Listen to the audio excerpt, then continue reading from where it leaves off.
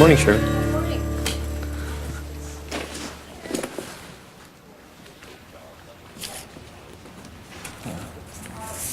Morning, Greg. Oh, hi, John. How you doing? Good. You get my message? Yeah, I just got it now. What's up? Well, you know, the new Forest Practices Code of British Columbia is being implemented throughout the province and includes forest health, right? Yeah, I'm just getting up to speed on the code. Well, I need a presentation on the forest health provisions in the code by the end of the month. John, are you kidding? I mean, it'll take me a month just to get through this. Yeah, Greg, I know there's lots there. That's why I was thinking of a presentation. Need some sort of an overview or a summary, especially for people that aren't forest health specialists. Okay, I'll get right on it. Okay. Hey, John, what do you think about me doing this presentation on a video? A bad idea. Yeah, because I got a really good fishing buddy who works for Coast Timber. Now, he's got an excellent video camera, and he happens to owe me a favor. Sure, give him a try.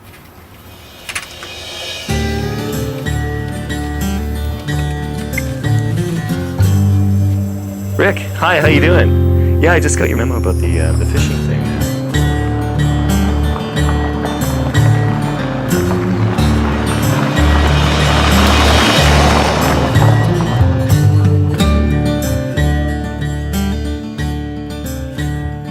Man, we have a lot of ground to cover. We? What do you mean? What do you mean?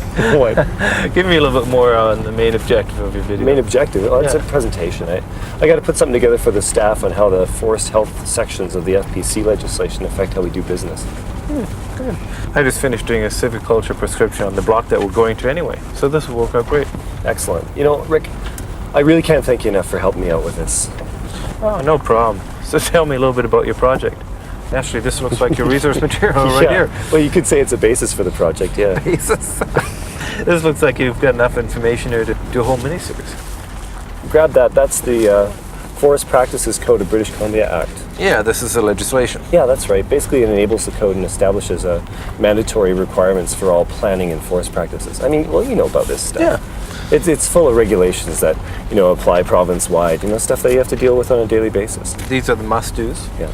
And the binders are the guidebooks. Yeah, that's right. Yeah. So then these are the recommended practices and procedures. Best management advice on how to get the stand to free growing and beyond. Yeah, that's right. This is the block right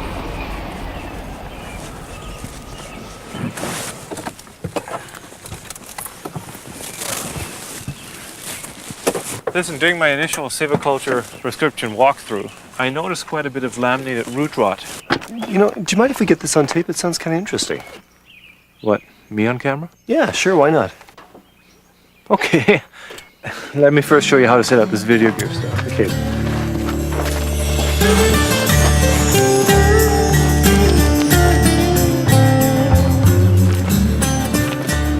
This winter, we're gonna need to put up some old growth.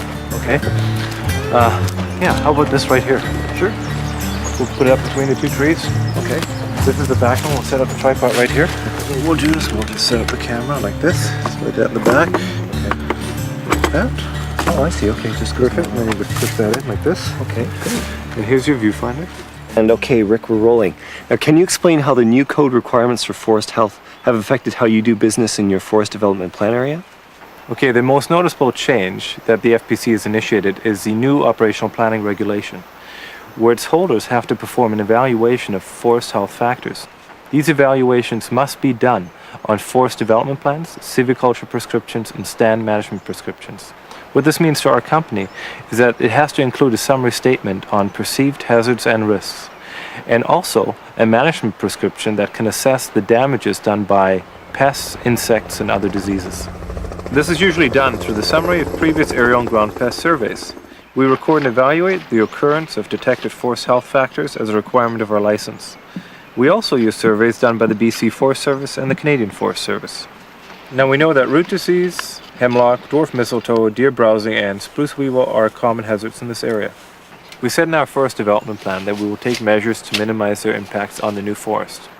On the ground, this means that we will pay particular attention to these factors during our silviculture prescription surveys. So, during our walkthrough, we'll record the presence of root disease and mistletoe. If spruce is being planted, we will take measures to avoid leader weevil damage, like planting a more resistant stock. we might recommend the use of protective tubes to minimize deer browsing on seedlings. So basically, in response to the code, we make an explicit assessment of pest risks and where they are, and how to take actions or management strategies to reduce those risks. And cut. Well, it was great. Thank you. That's great. Well done. Okay. So where do we go from here? Well, I've arranged an interview with John McLaughlin. He's the provincial forest pathologist. Oh, okay. Let's pack up and go. Sure. Right at that master. See, I remember that, eh? Thank you. Thank you. Great luck. Here in this coastal forest district, these young stands were established before the current code was enacted. The new legislation calls for silviculture stand management prescriptions, which state how these young stands are going to be managed and include an assessment of forest health. This means that we have to consider existing and predicted forest health problems when proposing treatments like spacing, pruning, commercial thinning, and fertilization. The guidebooks recommend how the stand should be assessed, what the damage thresholds are, and what treatment options are available for inclusion in the stand management prescriptions. Ideally, when the previous stand was harvested, we should have used an alternate method, such as pushover logging or stumping, which is removal of the stump and root system. This would have lessened the root disease problem. Now, to improve the health of this coastal stand with laminated root rot, we can use conventional spacing techniques to remove the infected trees and leave the healthy and more resistant trees. It's essential that our management practices don't result in new or intensified damage from root disease or other forest health factors. And cut.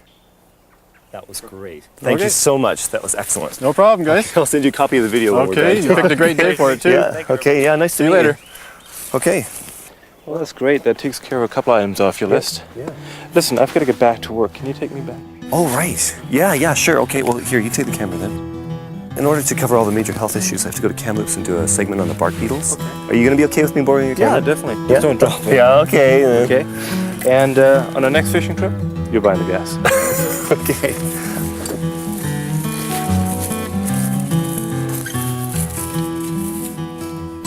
So, Dave, your biggest problem then is the bark beetle. The toughest challenge is maintaining old growth forests, biodiversity, wildlife habitat, fisheries and recreation values and other important values in the forest. We're trying to stretch out our old growth forests until our second growth forests come online. Bark beetles are competing for the same trees we are. Yeah. Is it okay if we get some of this on tape? Yeah, sure. Okay.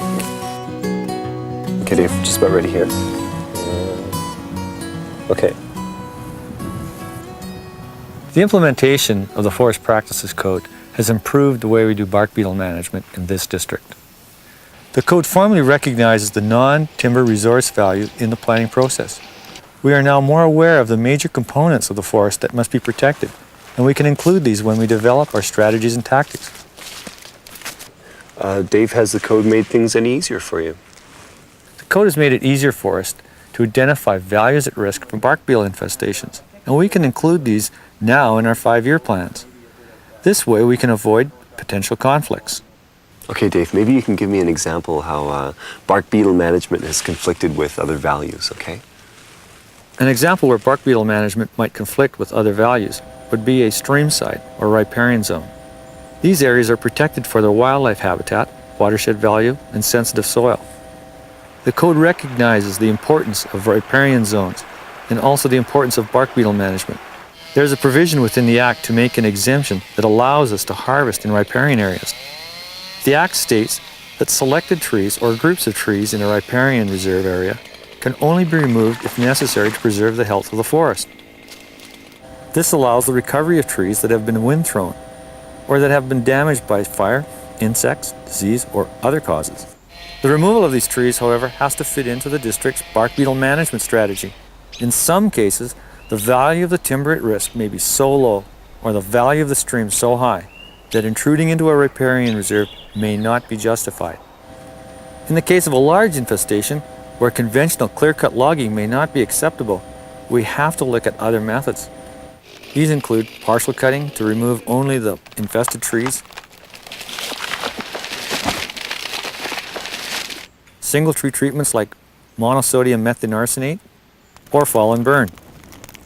In extreme cases, we may simply leave the stand alone and let the bark beetle outbreak run its course. Thanks a lot, Dave. That was great. By the way, did you know there's a new forest health regulation that could result in a penalty?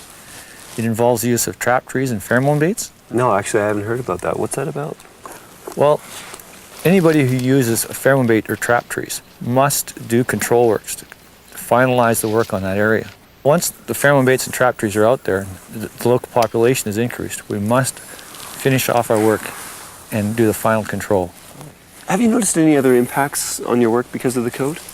One major impact is on forest development plans and cutting permits, which could slow down the process of harvesting bark beetle areas. However, the code permits the district manager to fast-track the approval process. For example, if blocks are less than 1 hectare or less than 500 cubic meters, he may waive the need for a silviculture prescription. He may also grant emergency approval of a forest development plan if it's justified.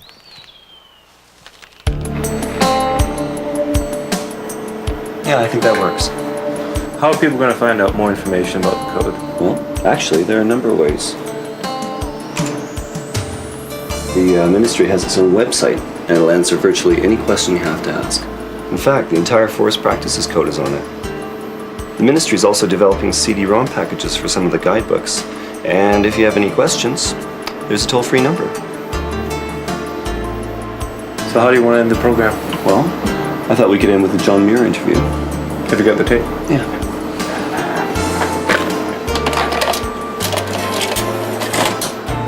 Well, the Forest Practices Code may look formidable, but you'll see that it offers flexibility.